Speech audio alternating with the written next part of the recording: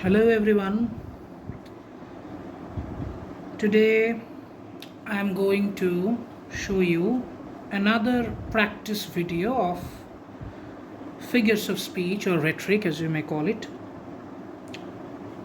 So I would suggest you to note down the lines that I am writing, and then once you have written down the lines, try to analyze what is there, what kind of figures of speech may be there in the lines, and then resume the video to check whether your analysis meets with mine or not. Let's take the quotation that we are going to analyze today.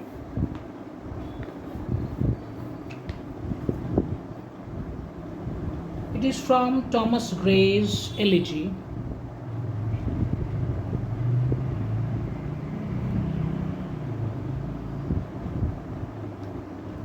The boast of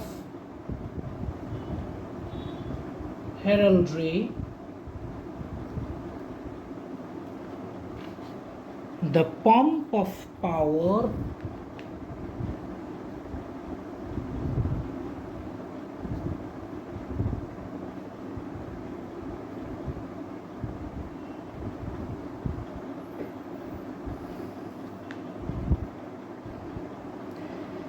and all that beauty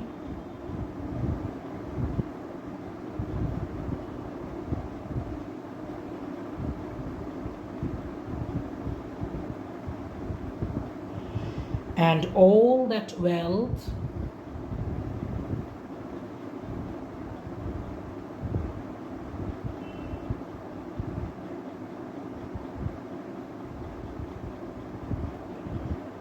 air gave,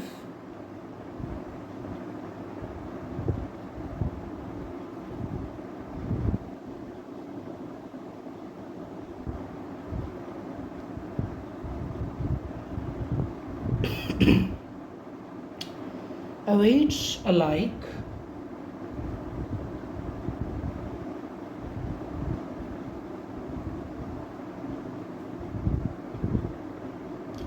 the inevitable hour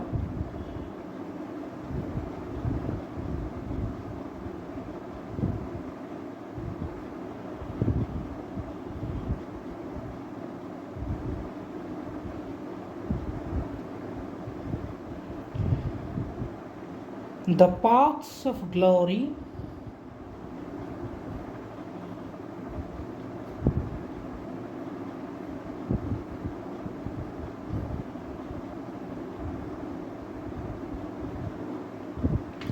lead but to the grave.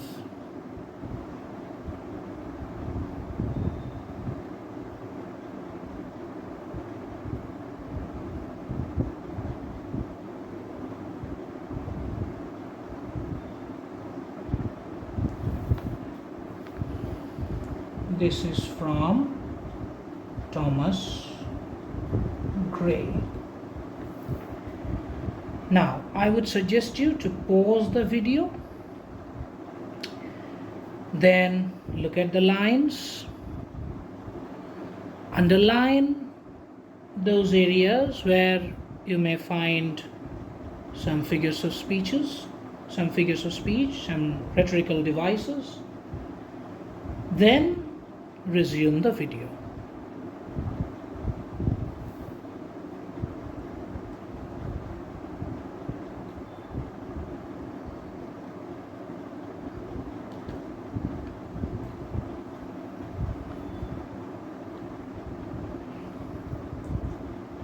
Okay, so I suppose you have done it, and now let me underline what I have found.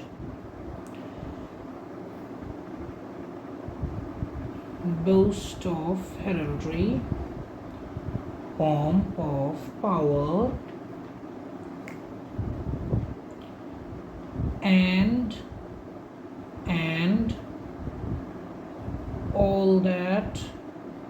all that,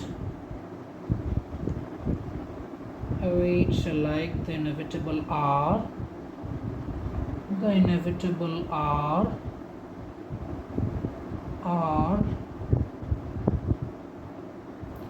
pomp of power, again pomp of power. Okay, and the paths of glory lead but to the grave. I think these are the ones. These are all figures of speeches there. Okay.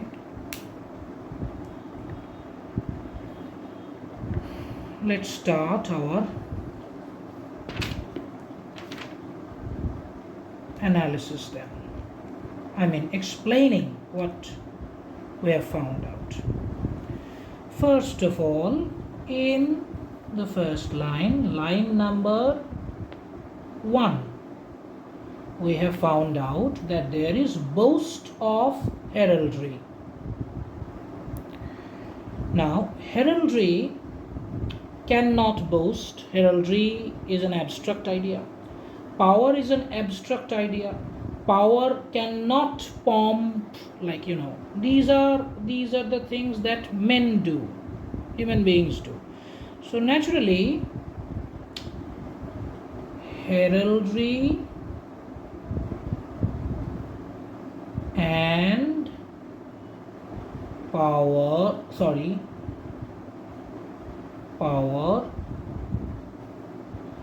are abstract ideas that are personified. Also, we can see that in line number 1, pomp of power, P and P. Now some may say that this is alliteration. I disagree, because in the definition of alliteration it is clearly said that the repeating consonant sounds should be at the beginning of stressful syllables. Now this first P and this first P are at the beginning of stressful syllables, no doubt, but this P is at the end of this syllable. This is a single syllable, monosyllabic word, pomp. The first consonant sound is P, the last consonant sound is also P, but it is the last sound. So naturally it is not at the beginning of a stressful syllable. Naturally, this cannot be called alliteration. Instead, we should call it there is an example of consonants in consonants of the P sound in the phrase pomp of power. Now let's move on to line number 2. If you think that I have missed anything, if you ever think that I have missed anything, do mention it in the comments. Nobody is perfect, so I am trying my best, but these things are tricky. Sometimes we miss 1 or 2 or 3 that are lurking in between those words, those rhetorics. We miss sometimes. So if you can get anything like that? Always tell me so that I can correct myself, or I can correct you by pointing it out that what you have analyzed is perhaps not a correct analysis. So either you will be corrected or I will be corrected. Let's do it that way. Now, and. It could have been like all that beauty and all that wealth air gave, but no, and all that beauty and all that. So, and is repeated twice, which we can say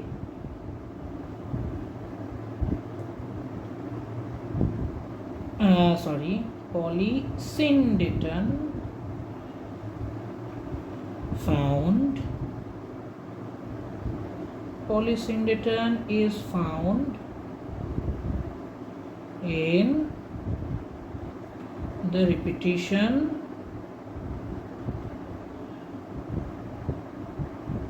of and.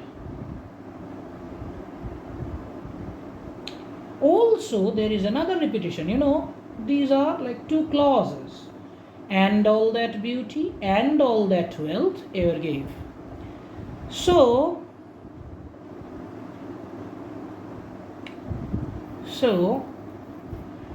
all that repeated phrase in front of the clauses.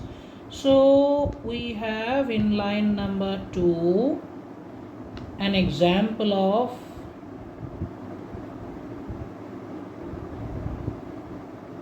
anaphora.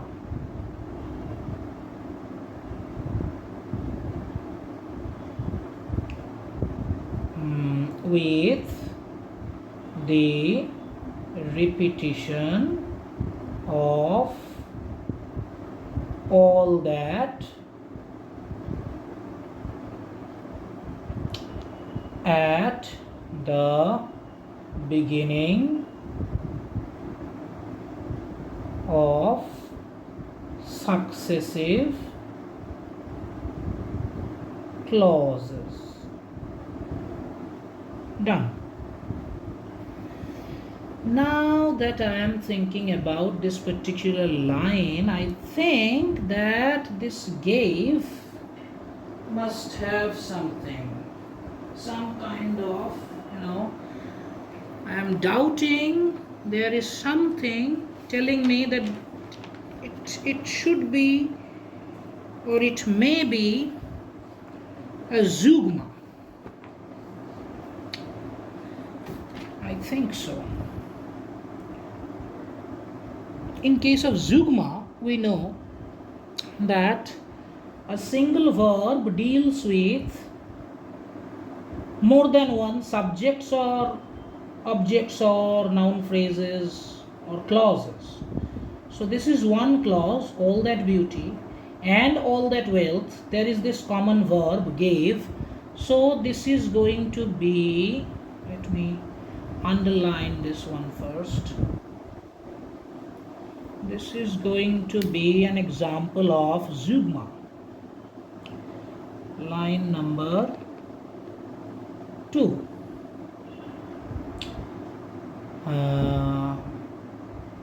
An example of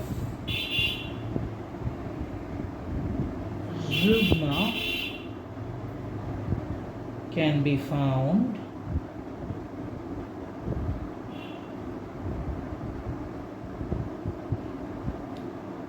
because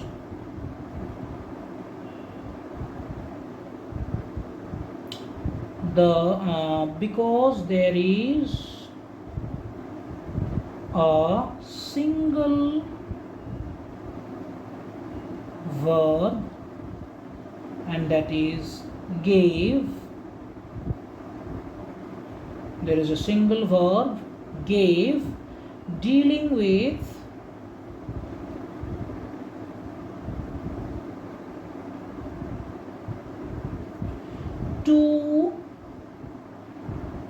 two clauses or two two clauses. Okay, done. So line number 2 done. Let's move on to line number 3.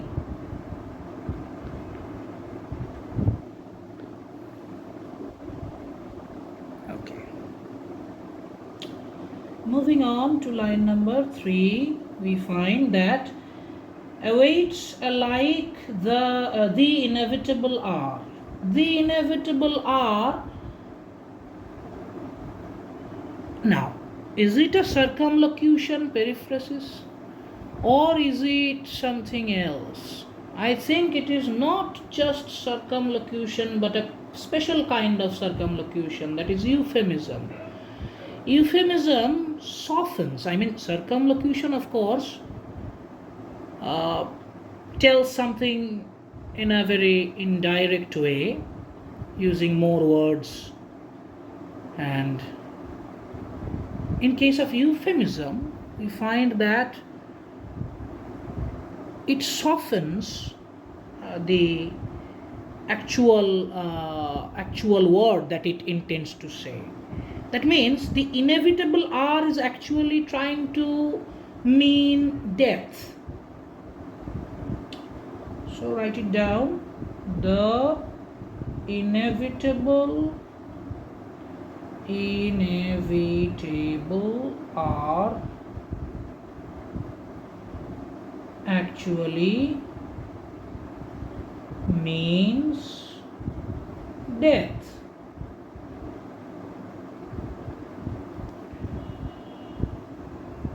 Actually means death, or rather I should say denotes death. Sounds good. Denotes death. Okay. Actually denotes death, but in a rather soft spoken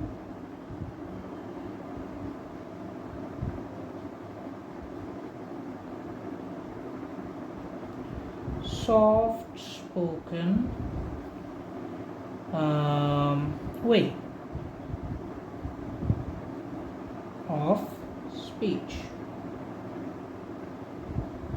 So this is an example of not circumlocution, but euphemism. Example of euphemism. Done. Next.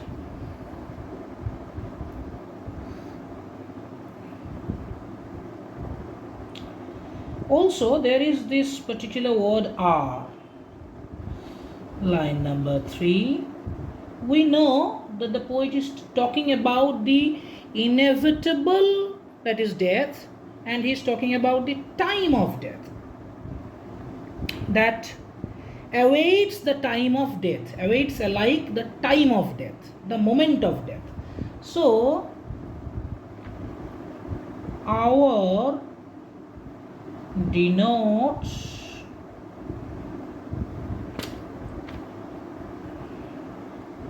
the time or moment of death, the inevitable. So this is an example of synecdoche.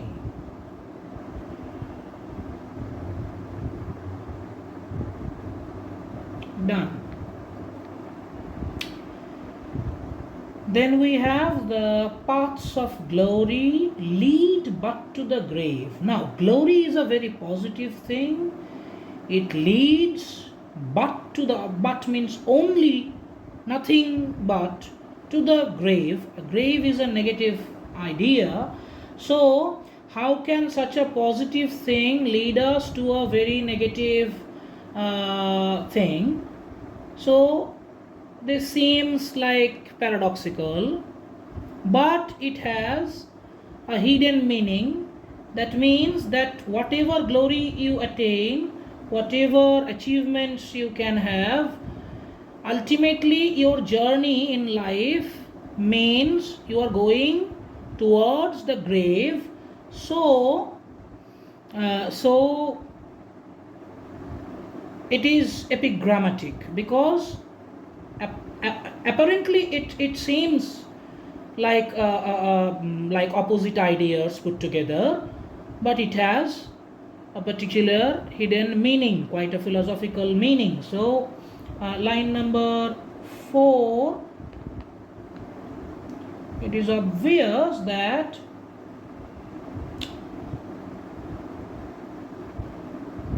the paths of glory leading to the grave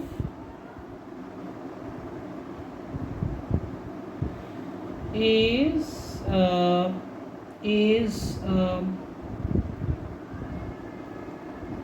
very striking idea, is a very striking expression.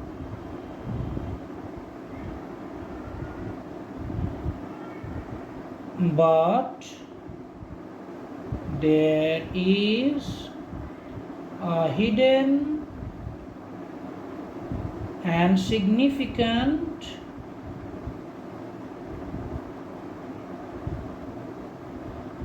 meaning underneath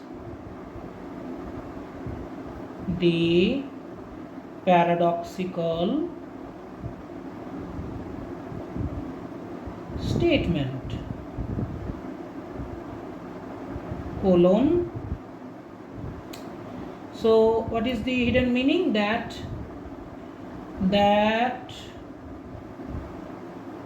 whatever glory you attain in the journey of life,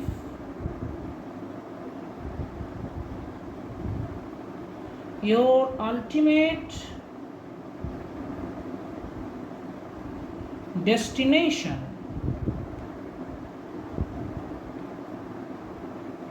is death.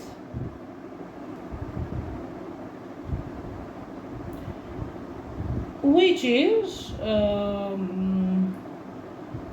symbolically represented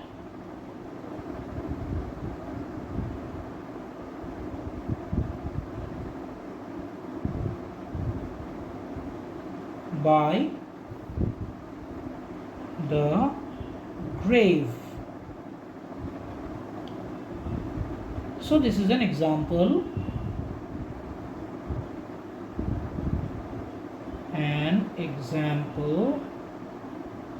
of epigram. Done. Now if grave symbolizes death, then isn't grave a metonymy?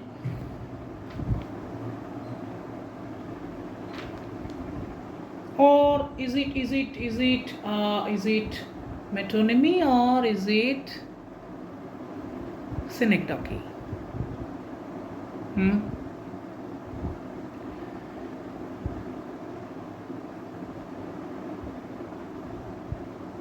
Death and grave, the ideas cannot be separated, I think, the idea of grave is always linked to the idea of death. You cannot make a grave without a death. That means it should be a synecdoche, because they are the ideas are detachable.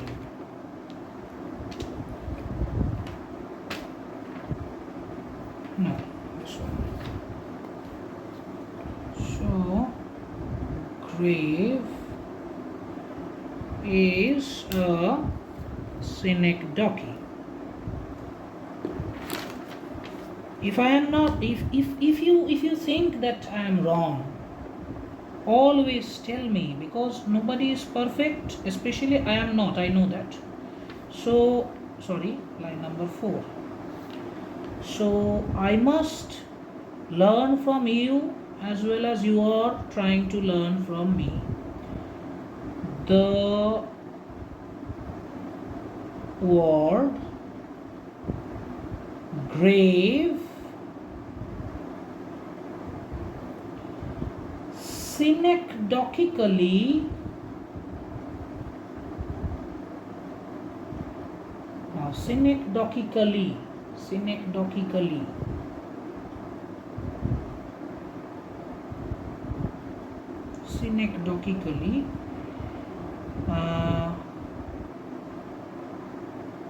I'm not sure I spelled it right. Synecdochically.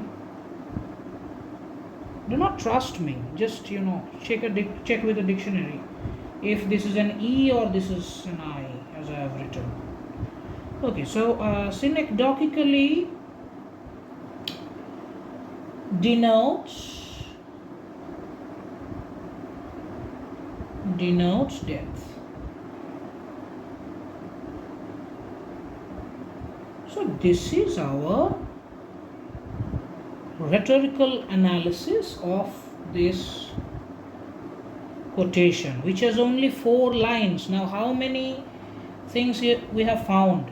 1, 2, 3, 4, 5, 6, 7, 8, 9. See? So that is all that I have for today's video. If you like this video, then please like, share, subscribe. Thank you and goodbye.